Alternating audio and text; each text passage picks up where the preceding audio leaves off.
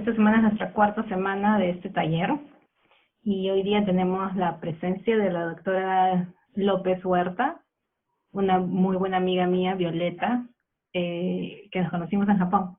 Violeta es de México y nos va a estar la presentación desde México. Ella es natal de la ciudad de Puebla, fue a la universidad a estudiar biología a la Universidad Autónoma de Puebla y luego hizo un doctorado en nanociencias en el Instituto de Fisiología de la Ciudad de México. Cuando acaba su carrera de posgrado o sus estudios de posgrado, viaja a Japón a hacer un postdoctorado, es ahí donde nos conocemos, al instituto que ya lo han venido escuchando en varias presentaciones, OIST, Okinawa Institute of Science and Technology, y luego ella recibe otra posición de postdoctorado en el Instituto Broad del MIT y Harvard, que tienen en conjunto en Boston. Termina ahí su segundo postdoctorado, que ya les expliqué que era un postdoctorado, ¿no? Lo que es un tipo de prácticas después del doctorado. Y luego recibe una plaza como investigadora principal en la Universidad de México, en la Ciudad de México, en el Instituto de Fisiología Celular. Violeta le va a hablar más de lo que ella hace, pero básicamente se enfoca en estudios de circuitos neurales detrás de diferentes enfermedades nerviosas como el Parkinson, la enfermedad de Huntington, de repente problemas de insomnio, de atención, problemas de memoria. No sé si todos llegaron a ver el video que les mandé ayer, el segundo video que está en inglés y que había que ponerle el caption en español. Habla sobre lo que es optogenética, que es súper interesante. La primera vez que me lo contó Violeta era como que me estaba contando una película de ciencia ficción. Seguro ahora nos va a hablar más Violeta de este tema y acá las dejo con la doctora López. Como ya mencionó Rosita, pues yo soy de México. Viví la mayor parte de mis años formativos en México.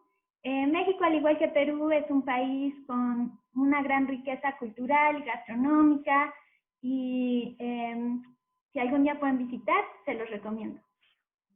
Soy específicamente de Puebla. Puebla es un estado que está aquí más o menos en el centro-sur del país. Tiene un clima muy bueno. Aquí les pongo unas fotos esta es la Catedral de Puebla. Actualmente mi mamá vive muy cerca del centro, entonces cada vez que voy a Puebla, pues voy a visitar el Zócalo y voy a visitar la Catedral. También tenemos este volcán que se llama Popocatépetl, ya sé que suena raro, es náhuatl, y se ve desde aquí, desde la Ciudad de México y desde Puebla. Como ya les dije, bueno, todos mis años formativos, de hecho, los pasé en Puebla. Ahí fue donde me desarrollé desde la primaria hasta la universidad. Ya que provengo de una familia de bajos recursos, pues siempre tuve que obtener becas y tuve que esforzarme mucho en la escuela para poder seguir estudiando. Y finalmente, pues, logré graduarme como bióloga.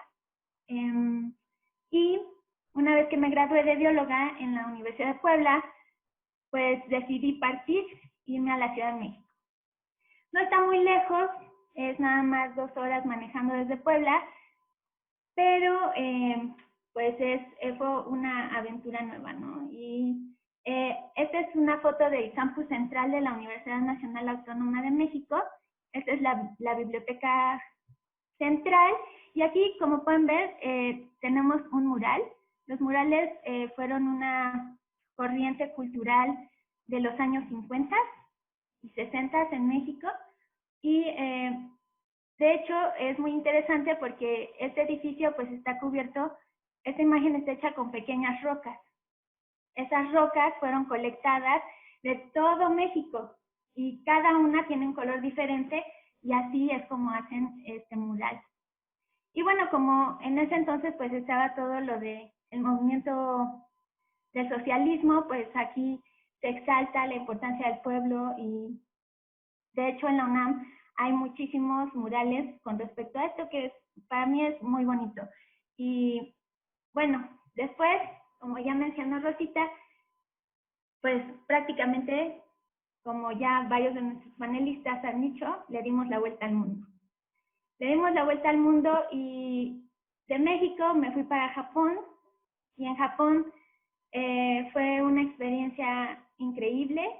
De verdad es uno muy afortunado de que su carrera le permita conocer nuevas culturas, experimentar diferentes lenguajes, conocer gente. Una vez que terminé en Japón, normalmente, como ya dijo Rosa, los postdoctorados pues son como parte de tu entrenamiento, es como si ya te empujaran al mundo laboral en la ciencia para ganar, perdón, para ganar más confianza en ti mismo, para empezar a desarrollar tus propias ideas. Y es una parte muy importante antes de que uno pueda establecerse como un investigador independiente. Después de Okinawa, en Japón, tuve la suerte de obtener una posición en el Instituto Broad. Tal vez a ustedes no les suena mucho, es un instituto muy importante en el mundo. No sé si saben del proyecto de genoma humano. Bueno, ese proyecto se hizo en el 2000 más o menos, y el Instituto Broad fue el instituto donde se desarrolló ese proyecto. Y ellos fueron los primeros en, pues, descifrar el genoma humano completo. Y bueno, ese proyecto tomó unos 10 años, pero ahora ellos procesan genomas, no sé, como unos miles de genomas al día, porque precisamente la tecnología ha avanzado tanto que se abarataron los procesos y ahora el enfoque de esa institución es tener la más información posible acerca de la composición genética de diferentes enfermedades, ¿no? Entonces, yo en particular trabajaba en el instituto, en el centro Stanley para enfermedades psiquiátricas. Y precisamente este centro pues también genotipifica miles de pacientes con esquizofrenia, autismo, depresión y ellos lo que logran es entonces ver cuáles son los genes que están mutados en estos pacientes, y de ahí podemos generar modelos para estudiar estas enfermedades y saber cómo podemos tener mejores tratamientos. Después de unos, no sé, 4 años de universidad, 5 años de doctorado, 4 años del primer postdoc y casi 4 años del segundo postdoc, logré obtener una posición de vuelta en México, lo cual me hace muy feliz, y ser jefa de mi propio laboratorio. Llevo ya 1 año y medio con esta posición de investigador principal, y aquí pueden ver a mi equipo de estudiantes y colaboradores con el cual trabajamos para estudiar los mecanismos neurales del autismo. Y bueno, ustedes se preguntarán, bueno, ¿qué es un neurocientífico? Ya Rosita ya les mandó el video, pero bueno, yo les voy a tratar de explicar desde mi perspectiva qué son las neurociencias y un poquito explicarles algunas de las tecnologías para ver si les emociona tanto como a mí. Entonces, las neurociencias en realidad son una ciencia multidisciplinaria. Y seguro ya van a escuchar esto en muchas actividades de las que les van a platicar, porque yo creo que hoy en día toda la actividad que genera conocimiento es forzosamente interdisciplinaria y necesita que muchas diferentes áreas de conocimiento contribuyan para resolver un problema. Entonces, aquí es muy interesante porque cuando yo estaba estudiando el doctorado, pues me encontré con amigos que venían, yo venía de biología, había ingenieros, matemáticos, medicina, química, entonces todos nos llegábamos ahí al laboratorio a desarrollar un proyecto, y era súper interesante porque cada quien tenía una perspectiva diferente de cómo abordar el problema, ¿no? Entonces, cada quien puede aportar diferentes cosas, y en neurociencias en realidad lo que queremos pues es estudiar el cerebro, ¿no? Cualquier cosa que nos ayude a estudiar el cerebro, las enfermedades que tiene, los mecanismos por los cuales realizamos todo, y pues se puede ver a diferentes escalas, desde la escala molecular hasta la escala de comportamiento, ¿no? Entonces, permite que se unan muchas disciplinas y que no importando qué decisiones tomas primero para estudiar tu carrera, después si quieres puedes corregir el camino y convertirte en un neurocientífico si quieres, ¿no? Entonces, hoy les voy a platicar de intervención genética para el estudio del cerebro. Aquí, como verán, pues se juntan de nuevo dos disciplinas, de hecho varias, que es la genética y la neurociencia. Y en particular, les quiero platicar de cómo podemos hacer cerebros a control remoto. Entonces, primero, pues les quiero explicar un poquito más del cerebro, porque sé que ustedes son pequeños y todavía no tienen mucha idea de esto. Así que, bueno, pues el cerebro es el órgano más importante de acuerdo al cerebro. En realidad sí lo es porque te permite controlar todas las actividades que haces en el día. Si lo piensan, ahorita que yo les estoy platicando, ahorita que están escuchando, todo lo está procesando su cerebro. Incluso cuando no estamos conscientes de las cosas como los latidos del corazón o la respiración, también eso está controlado en centros y estructuras del cerebro. Entonces, pues es un mundo fascinante y muy grande. La complejidad de este órgano es, pues, una de las cosas más complejas del universo. Entonces, imagínense todo lo que se necesita para empezar a descifrar todo lo que subyace a este sistema. Y bueno, el cerebro en realidad es muy interesante. Está compuesto de 75% de agua, 25% de grasa. Pues eso es agua y grasa prácticamente, y puede hacer todas esas cosas. Pesa entre 1 y 2 kilogramos. Y a pesar de que ocupa nada más como 1 a 2% de nuestra masa corporal, utiliza el 20% de energía de todo el cuerpo. Imagínense, o sea, todo lo que comen ustedes durante el día, 20% de eso, todo se va hacia el cerebro. Tan importante es que necesita tanta energía. Y ¿cómo es que logramos hacer diferentes funciones? ¿Cómo es que logramos pensar, estudiar, hablar, ver, escuchar? Pues es porque el cerebro está compuesto por muchas estructuras y está compuesto por células especializadas que se llaman neuronas. Estas neuronas son unas células muy particulares que son sostenidas o que son cuidadas por otras células que se llaman glías. Y aquí les voy a dar ciertos números nada más para que se den una idea de la cantidad de información que hay en su cerebro. Y por ejemplo, nada más estas glías, que son las que sostienen a las neuronas, tenemos una cantidad impresionante, ¿no? Entonces 1 billón de glías, de células gliales en su cerebro, ahorita mismo. Son un montón. Y tenemos 100,000 millones de neuronas. Cada una ahorita en su cerebro está prendiéndose y apagándose y está haciendo diferentes funciones. Estas neuronas se encuentran en áreas especializadas y forman microcircuitos, le llamamos los neurocientíficos. Entonces, por ejemplo, ya se sabe que hay un área que te permite sentir, no sé, los estímulos táctiles.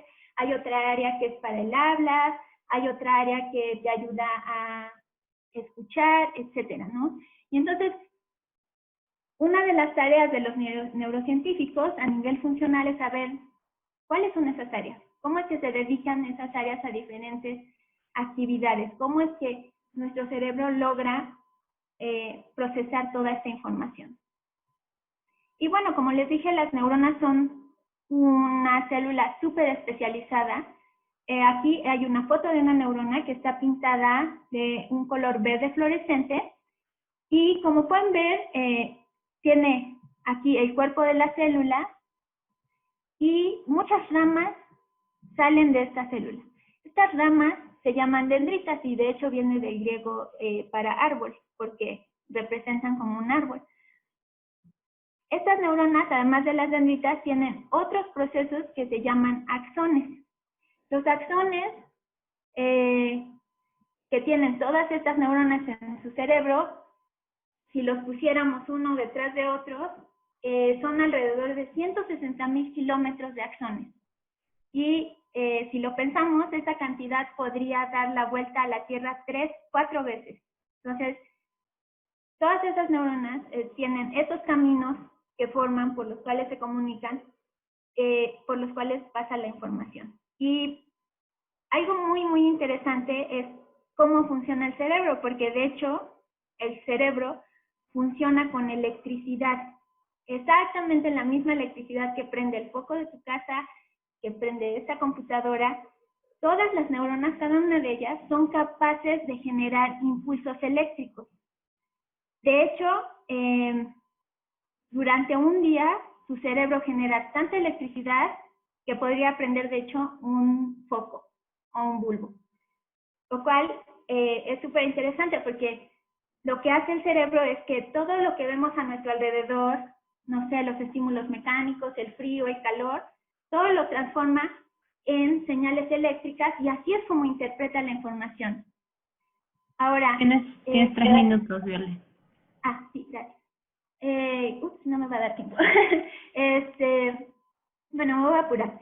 Esta información, entonces, las neuronas se comunican entre ellas. Y esta comunicación se da entre una estructura que se llama sinapsis. Y resulta que tenemos más sinapsis en el cerebro que estrellas en la Vía Láctea. Todas estas unidades de comunicación nos permiten, entonces, ver qué es lo que... procesar la información. ¿Y cómo es que las neuronas, cómo logramos entonces estudiar esto? ¿Cómo decimos, ok, esta área del cerebro en específico hace esto o te permite hacer esto? Lo que se hace es que pues podemos activar específicamente a ciertas neuronas del cerebro. Si vieron el video de ayer que les mandó Rosita, ahí lo que hacen es que activan a las neuronas de la memoria. Entonces, ¿cómo es que hacen eso? En esta plática hablan de una técnica que te permite activar células a la velocidad de la luz. Y esta técnica se llama optogenética. Y la optogenética viene de dos palabras, luz y genética.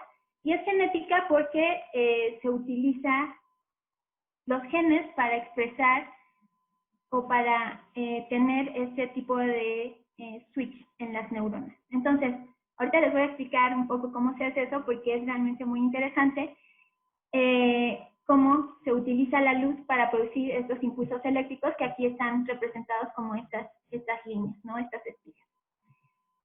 Resulta que este switch molecular viene de un lugar muy inesperado. Viene de una alga que se encuentra en lugares de agua dulce y que para comer necesita dirigirse hacia la luz, ¿no? Entonces, como necesita dirigirse hacia la luz, tiene receptores de luz. Y entonces, pues, los microbiólogos que estudiaban estas algas dijeron, ok, pues entonces tal vez podemos utilizar esos receptores y ponerlos en otro organismo y hacer que expresen estos receptores. ¿Y cómo lo hacen? Bueno, pues estos receptores están codificados por el material genético de estas algas y resulta que nosotros también tenemos el mismo material genético. Se llama DNA. Entonces, si lo que hacemos es que utilizamos un virus, en ese virus, los virus de por sí pasan su material genético hacia nosotros para infectarnos, entonces utilizamos un virus, ponemos el gen del alga en ese virus y luego ese virus lo ponemos en nuestras células o en las células que queremos infectar. Y eso lo que hace es que pasa el gen que queremos, el gen extraño, seguro han escuchado transgénico, pues es esto, el transgen en la célula de interés. Y eso lo que hace es que ahora las células que nosotros queremos expresan ese receptor de luz. La semana pasada vieron lo de las celdas solares, pues estos son como pequeñas celdas solares que hacen que se abran canales en la célula y produzcan electricidad. Entonces, lo que podemos hacer es que podemos ahora, esas celdas solares o esos receptores solo captan luz azul. Entonces, podemos utilizar un láser y pues echar la luz del láser hacia la región indicada y ver si podemos controlar a un individuo. Obviamente esto no se puede hacer en humanos, pero sí se puede hacer en ratoncitos. Entonces, hacemos esto y vemos si cuando prendemos la luz, el ratoncito se puede mover. Si está este switch, ahí está la luz prendida y el ratoncito empieza a dar de vueltas, ¿no? Lo estamos controlando remotamente al prender una luz. Y es porque aquí estamos controlando neuronas que están en el área motora. ¿Qué tal si controlamos ahora el área de comer? Cuando está prendido, el animal empieza a comer porque estamos encendiendo esas neuronas que controlan la ingesta de alimentos. Cuando apagamos el láser, vemos que el animal ya no tiene interés en comer, solo era porque estaba prendido el láser, entonces es mejor que una dieta, ¿no? Podemos controlar al animal. Si las apagáramos esas neuronas, entonces la ingesta sería menos.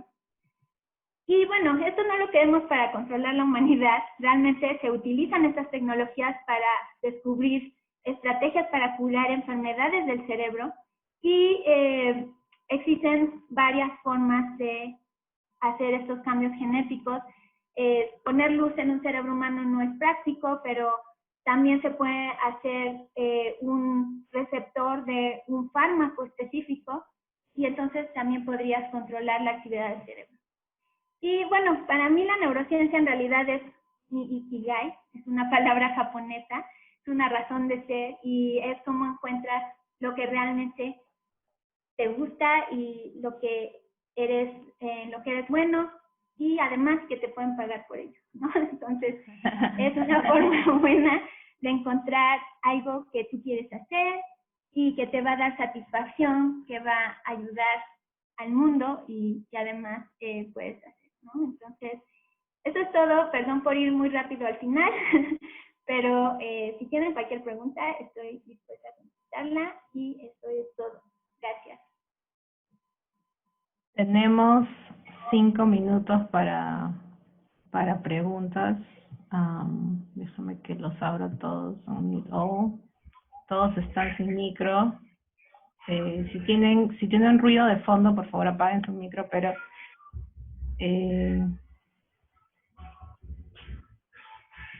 sí. Si alguien tiene alguna pregunta.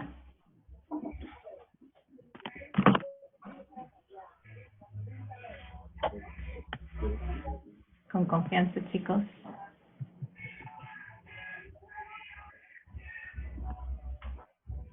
Yo tengo una. ¿Por qué usamos luz azul? Se usa luz azul porque es más específica. Si fuera cualquier luz, entonces se activaría en cualquier momento. Pero con luz azul podemos activarla solo en el momento en que nosotros queremos. Y además, el receptor está modificado para solo recibir y reconocer luz azul. Hay otros que se pueden activar con luz verde, otros que se pueden activar con luz roja, pero tienen distintas funciones. Unos son para disminuir la actividad de las neuronas en vez de prenderlas, y otros es para mantener las neuronas prendidas por mucho tiempo en vez de solo un pulso, etcétera. Entonces, para poder usar con diferentes herramientas, entonces se le asignan diferentes colores a las células.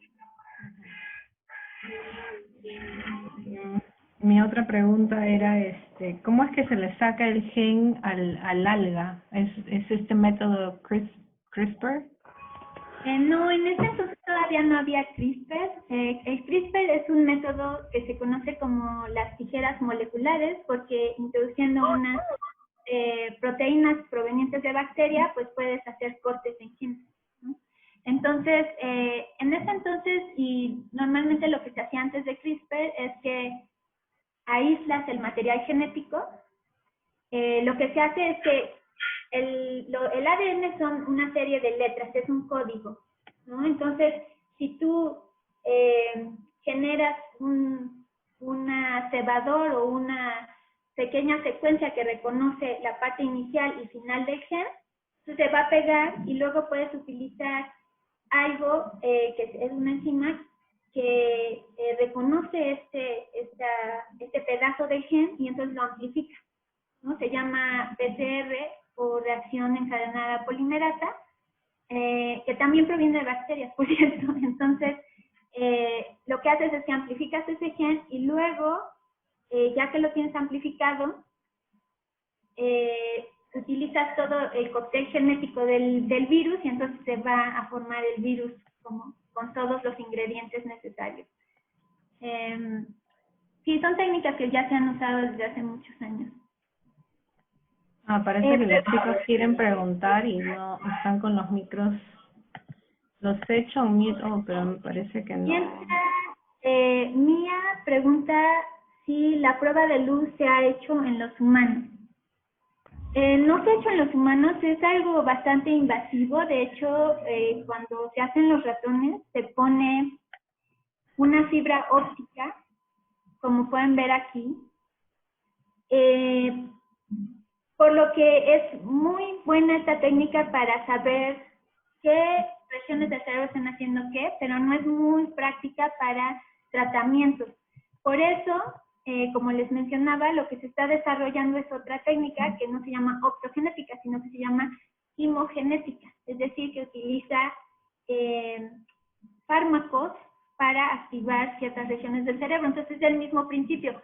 Tú generas un receptor específico, por medio de un virus lo expresas en la región de interés y después le das una píldora a la persona y entonces esa región se va a activar o desactivar.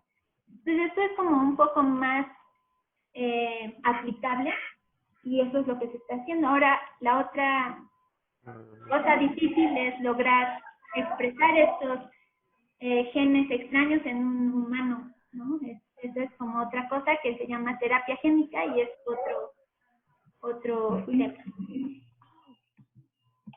Luego, los virus, dice Sonia, ¿qué clase de virus se usan para que no enfermen al sujeto?